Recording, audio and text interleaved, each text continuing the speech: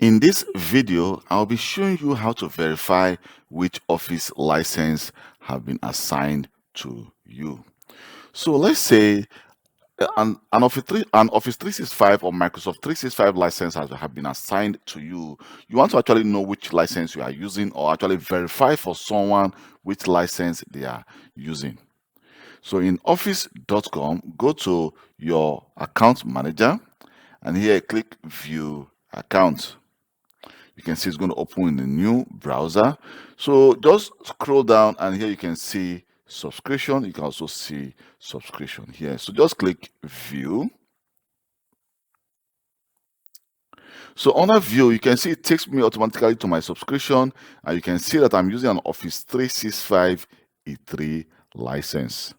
So now the license, you can see which of the Office apps is actually attached to this license. And also, I'm also using an Enterprise Mobility Plus Security. That's an E5 license. And also, you can see I have an Azure Active Directory Premium P2 and also Intune.